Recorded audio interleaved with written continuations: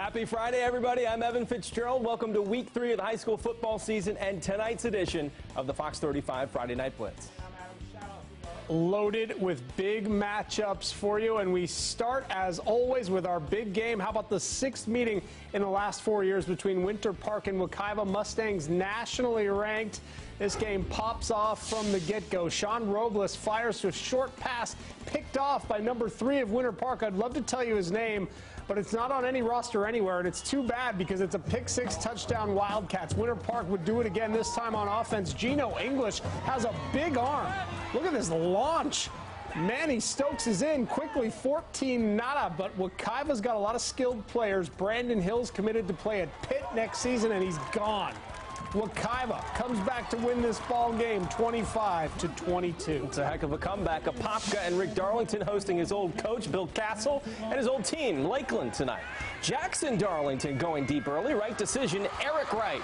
That's good for 40, and it sets up this. Akeem Brown delivers, UPS, you get it. Apopka on top early. Before the special teams implodes, already gave up a touchdown return here. A block punt leads to Jahair Martin dive in. Lakeland pouring it on a bit, and then you see what happens. Lakeland wins pretty big, 37-20. Couple of top 10 ranked teams in the Sentinel poll. West Orange at Dr. Phillips first quarter, 7-zip Warriors looking for more. Elijah Stimmel, great toss to Daryl Harding in the corner of the end zone. Wow. 14-0 West Orange early. The Warriors just pouring it on with a Colton Scarfield kick here, making it 17-0. Panthers would not stay quiet for too long. Brandon Fields runs it in for the score here, puts DP on the board.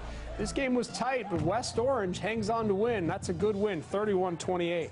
Another tight one. Third meeting in the last 5 years between Edgewater and Olympia, with Edgewater holding the advantage. You thought I'd say edge, but I didn't do it. They're up 42-7. The handoff there to Kayvon Martin takes it up the middle for the score. But Olympia did battle, and I like that. On Edgewater's goal line, Christian Banks takes it in from 1. And then how about Donrick Means? Going to find his way to the end zone as well. So good fight, but Edgewater still in a rout, 49-21. Flagler Palm Coast has rolled teams this season, visiting a strong Seminole squad tonight. Bulldogs Dennis Shorter, yeah, that's the hit of the night. The Noles could only manage one score in the first half, but it came on a couple of nice plays. First, it's Timmy McLean to Graydon Krull. He's a receiver and the kicker up the sidelines for a huge gain. Led to this, McLean to Julius Pierce. Look at the big fella. Watch this move. Ooh, Get nice off side me. step. Yeah, and then another. Wow. Gets into the end zone. Seminole ends up with the shutout win, 21-zip. Lake Mary at home hosting Trey Fisher and Powerhouse Godby out of Tallahassee. Trey making dad Jimbo Fisher proud early. The bomb to Jaheim Knight. Good catch inside the 5. And Tony Street, more like Easy Street. No? I say yes. Here comes Lake Mary, though. Gunnar Smith, Sariah Abram handles it, takes it for 40. Now, almost the play of the night here. Watch this one-handed grab in the corner of the end zone by Pedro Rodriguez, but he's out of bounds. Rams settle for a field goal. Won't be enough tonight. Godby hangs on to win 14-11. Osceola continues a dominant start to the season with a 34-14 win over a good Vieira team tonight. Orlando Christian Prep started the season with a tough loss on the road, but rebounded with a big win last week to move to 1-1. Warriors took on a very strong First Academy Royal squad in our game of the week. That and more next on the Blitz.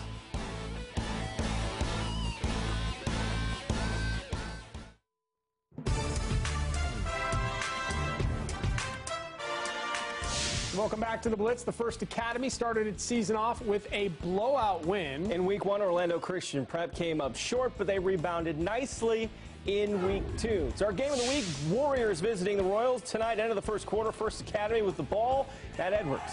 Hands off to Roland Frazier. That'll be good for a 7-0 lead. All right, so fans, don't sleep on Gabe Tejada. Wow. Bouncing off everybody. He's going to tie this game up.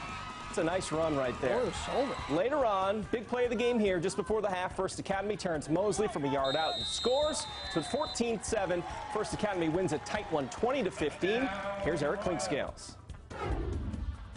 This game is a renewed series between both teams who haven't played each other in several years. Last year, the First Academy got a win in double overtime. Tonight, the Royals continue its success with a win. We run a very similar offense to theirs, so we knew a lot of what they were doing, and they knew a lot of what we were doing. It was just identification and not giving them multiple opportunities.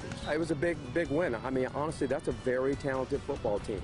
And for us to come in, you know, and play them and get a victory, you know, I mean, praise the Lord, man. That was awesome, brother. Our Fox 35 Game of the Week winner, First Academy Royal! Eric Klingscales, Fox 35 Sports. Both Okoye and host Boone came in tonight at 1-1 on the season. The Knights marched down the field their opening drive. Nick Wright to Tobe Zorin for the touchdown. But like Boone, yeah, pretty cool. Tobe Zorin. Boone did some work. Handoff to Christian Roberts. He's not the biggest guy, but he's fast.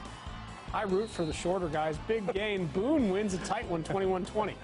Not that far away. Jones at home tonight against Colonial. Fighting Tigers up 20-0 at the half. They add to it. Look at the fight from Mendez Jean-Baptiste. Breaks 2 tackles, 3-4.